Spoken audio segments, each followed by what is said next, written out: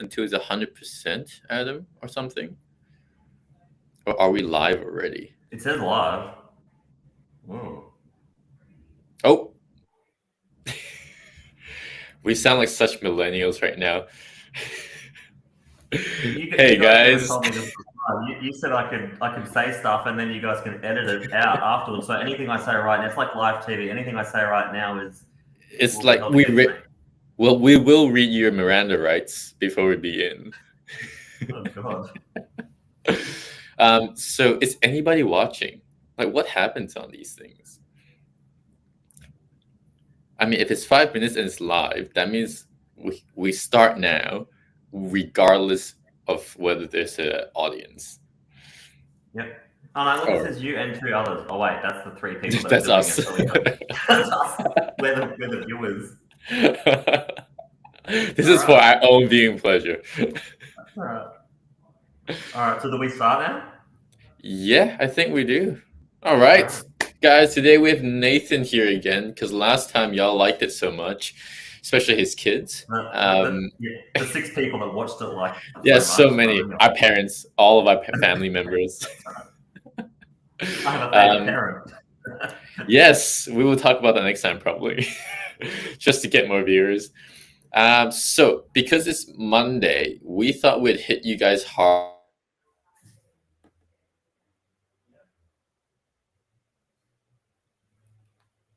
We'll see how that goes. Nathan might be okay. Is he unfrozen? I'm unfrozen. You froze too for a sec. Yes, he's unfrozen. Okay, yeah, we both froze. We're good at that. So Nathan, I've heard good things about some of your motivational Monday things, and the topic for today, I've heard, could be about communication. Yes, I think that's a really great topic, and we're having a bit of a chat. There's a lot of behind the scenes stuff people don't see, that which I'm glad people don't see. A bit of banter here and there, and we were just having a chat, David and I, and I was talking about how a lot of HR issues stem from lack of communication. Absolutely, because it's all relationships, right? HR, if you break it down, is about like lateral and about vertical communication, and that.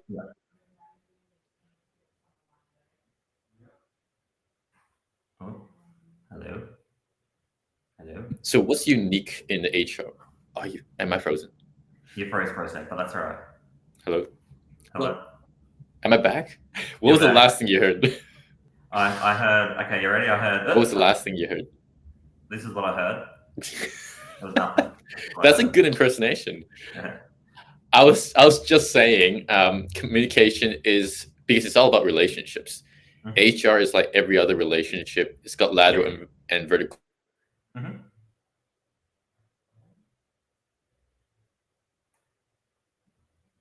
Are unique to HR. Sorry, every time you say lateral and vertical, it freezes. I missed the lot. That's a keyword. I will not say that now. It's all about communication and relationships. And so what communication styles or issues are unique to HR? Yeah, so you're 100% right. So communication is virtually everything in our professional, especially our personal lives, but our professional lives, it's everything as well. So we do a thing called DISC, which is a behavioural assessment questionnaire thing. And a lot of people sometimes go, "Oh, that's hoodoo. That how can you know who someone is by answering like 20 questions or whatever?" And sacrificing a goat. And sacrificing a goat. But the way it works, and this is so interesting, and this is a lot of psychology stuff as well. It's probably marketed psychology. I would say that they have marketed it to make it a business. But we all stem down to 4 communication styles. So we got our dominant style, our influencer style, our steady style, and DISC, the one I do, calls it the compliance style because it makes it a bit simpler. So as I'm talking, have a think about it. And this is what I want our viewers and our listeners to actually think about it as well, is number 1, what style are you? And is this your style? And there's no wrong style. Each style is really good. They've got their strengths and they've got their constraints. And then what style, whether you work with people or you have employees that are this style as well. And the reason it's really important to understand this stuff is I can't change David. because David might say some stuff and I don't believe this, but we might not get along. Adam, for example, I can't change who Adam is either. The only person I can change is myself. So by knowing what style people are, you can change and adapt your style to suit their style, in the end getting what you want or what you need. Yeah. That's key, right? It's actually that getting what you want is not about changing other people. It's actually about how you act and respond to other people's behaviors. Yeah, so I have a thing.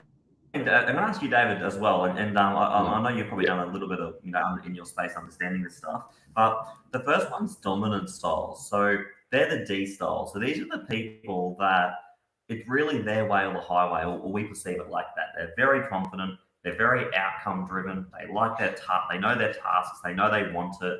And they're basically like a bulldozer. They're going to get what they want because they're a D style. Right. Are you a D? Nope.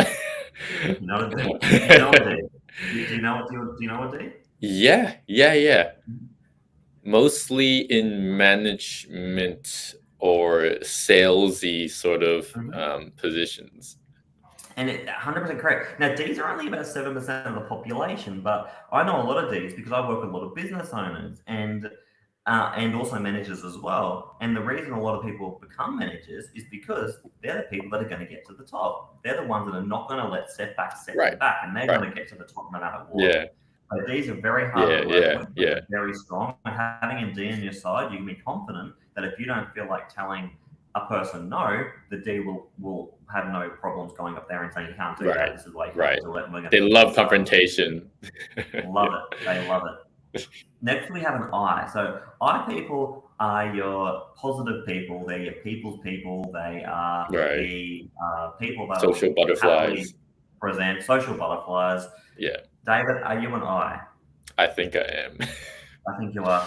I'm an I as well, which is why we get so well. Yeah. We're only meant to have this probably go for 5 minutes to 10 minutes. We're up to 7 minutes already, and we're only a quarter way through because I's don't have a D telling them to hurry the F up. And we will keep this going forever because we're having so much fun. Yeah. Fair enough. Here we go. So next we have the S's. So an S style. So an S style are the people that they like to consider things. So my partner's an S. So if I give her an idea and I want an answer now because I'm an I love action straight away. She likes to sit and think about it for a couple of days. They're planners. Weigh up the pros, weigh up the cons. Have a think about it. Be patient about it. It's important. They're good with people, but they don't really thrive on people. They can live without them if they have to. Right. So S's are really, really relaxed people to be around, really. Right. Okay. Very grounded.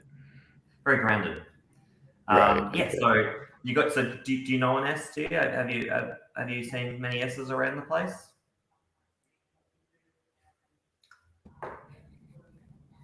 Do you know many S's, David, around the place? Yeah, I know some. I think those are the ones that everyone can rely on.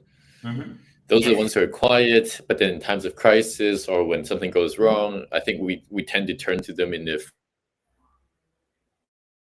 Yep. S's. Did I cut off? Yeah, no, exactly right. S's are very, and you're 100% right, but they're actually the most popular, most common behavioural trait out there too. 47% of the population are an S. So S's are a very common behavioural trait, but you are right, 100% reliable. If you need someone to listen to you, an S will listen to you. Okay, gotcha.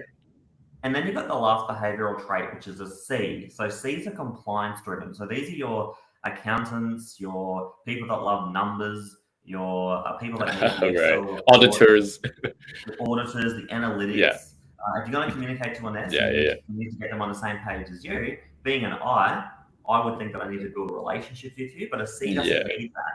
So I need to think to myself, okay, David's a C or Brian's a C. What does he need for me to get what I need? Well, he's going to want the evidence. He's going to want he wants the data. He wants the data. So I'll be like, you know what, David? The reason we need to make this change in the project is because, as you can see, 30% have said that if we go this way. However, 45% can you see the difference in the data? And the data's going to go like, wow, that's really interesting. I like that. Let me think about it and I'll get back to you. But I think that's really good. We'll move forward. Whereas if as an I, if I was talking to an I and I doesn't care about the data so much, they just want to know, will it bring me social happiness, really? Is Nathan who's presenting? Yeah. I love the client. Let's do it. Yeah, I love the client. Yeah. It's a feeling. It's intuition. Yes, feelings, intuition. So what I'm going to challenge everyone, and I'll just challenge everyone quickly when we're doing this, because we might touch on this a little bit later on in a few other podcasts as well. But I want to challenge everyone is when you're thinking about or working with your staff or working with your clients, or even you can even use DISC as a selling tool as well. Absolutely. I was just thinking about that. Yeah, if you can work out who you think someone is, are they a D, an I, an S, or a C, and what do I actually need to do and change myself to actually get what I need and what I want? Absolutely. Yeah, that's amazing. I think we can do that next time. It's like how to sell with that sort of customer profiling. Mm-hmm. I think that's great. I think that's really good. And if people want to go ahead with that, maybe just send us a message or whatever, because we can really touch on that and start using some DISC stuff to. And I can talk about the DISC because DISC is good because it's marketable and it's easy to break down. But then David can then talk about the psychology of it as well, and really start tapping deep into the stuff deeper than what I know about about behavioural profiling too. So if you want to do if you think that would be helpful, whether it be for your staff or whether it be for your clientele, and you want to increase your sales, drop us a message, because happy to spend 20 minutes, 30 minutes, even doing a podcast on behavioral profiling. That's awesome. Thank you so much, Nathan. That's a great Monday thought, and I think y'all can get back to us and have a think. Like, guys, this is like really good stuff that Nathan probably charges heaps of money for, and we will be dishing out some of this freebies.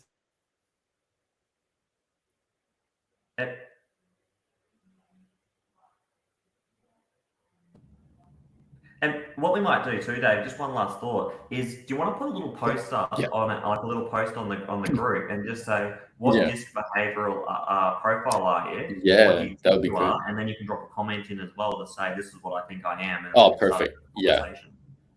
Let's get the ball rolling that way. All right. Sweet. Have a great week, mate. You too. Thanks, David. All right. See ya. Bye. Bye.